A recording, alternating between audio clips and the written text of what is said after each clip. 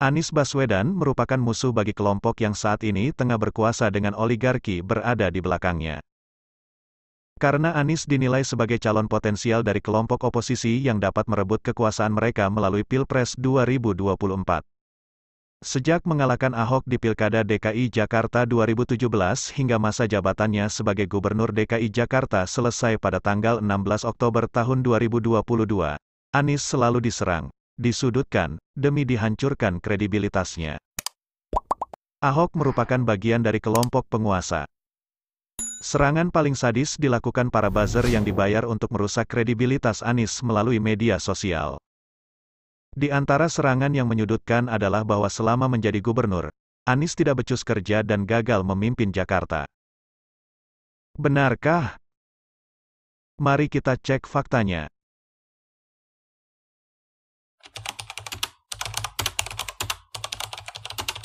Laporan Kantor Perwakilan Bank Indonesia Provinsi DKI Jakarta pada tanggal 29 Agustus tahun 2022 menyebutkan, perekonomian DKI Jakarta kembali meningkat pada triwulan 2 2022, yakni tumbuh sebesar 5,59% secara year-on-year, lebih tinggi dibandingkan triwulan sebelumnya sebesar 4,62% secara year-on-year. Berlanjutnya pemulihan ekonomi DKI Jakarta didukung oleh mobilitas dan aktivitas masyarakat yang meningkat seiring dengan terus berlangsungnya program vaksinasi booster, momen Hari Besar Keagamaan Nasional, dan berbagai event yang berlangsung di DKI Jakarta. Seiring dengan perbaikan kinerja ekonomi, serapan tenaga kerja di DKI Jakarta periode Februari tahun 2022 mengalami peningkatan, diikuti dengan tingkat pengangguran yang mengalami penurunan.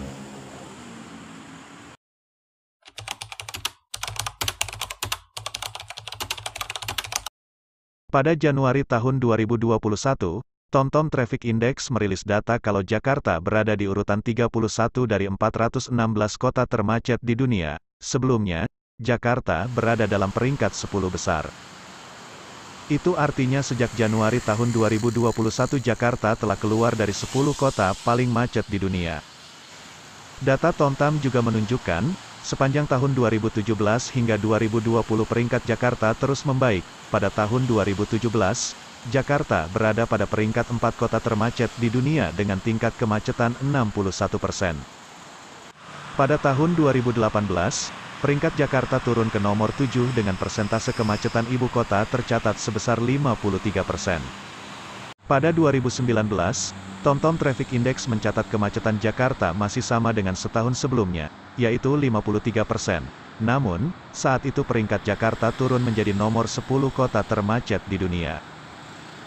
Keluarnya Jakarta dari 10 kota termacet di dunia akibat serangkaian kebijakan Pemprov DKI di bawah kepemimpinan Anies Baswedan, antara lain peningkatan layanan transportasi umum, dan pengintegrasian semua moda transportasi melalui program Jaklingko, sehingga warga dapat berpergian dengan aman, nyaman dan tarif yang murah.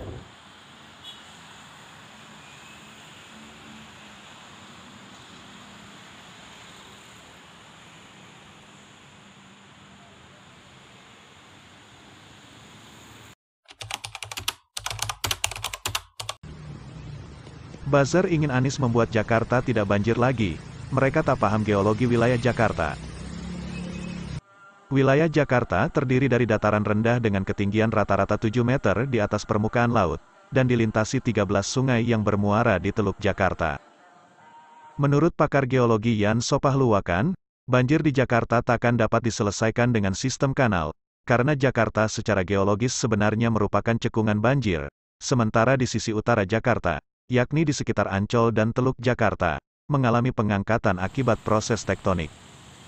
Hal tersebut membuat air dari 13 sungai yang bermuara di Teluk Jakarta tidak bisa mengalir lancar ke laut dan kerap terjebak di cekungan besar Jakarta. Cekungan itu terbentuk dari tanah sedimen muda yang sangat tebal, tetapi belum terkonsolidasi, sehingga secara geologis tanah perlahan mengalami penurunan, dan penurunan itu diperparah oleh pengambilan air tanah secara besar-besaran, dan akibat beban bangunan-bangunan bertingkat di atasnya.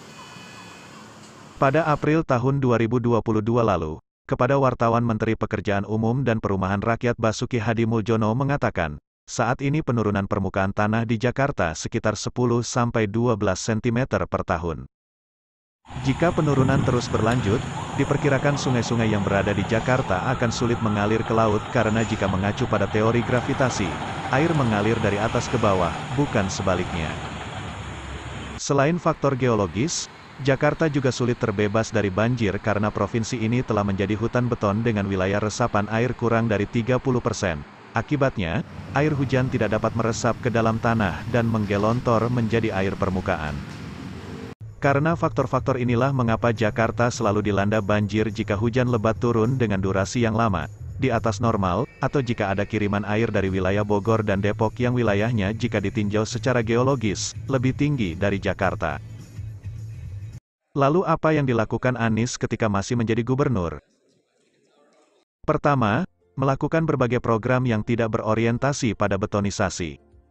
Program ini antara lain dilakukan dengan menaturalisasi kali dan sungai, yaitu pelebaran kali dan sungai dengan tetap mempertahankan bentuk alaminya tanpa melakukan pembetonan.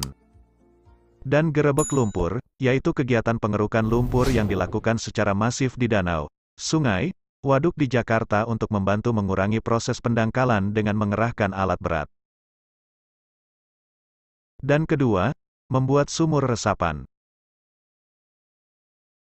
Program-program ini memang tidak dapat membebaskan Jakarta dari banjir, tetapi dapat mengurangi titik banjir dan membuat banjir lebih cepat surut.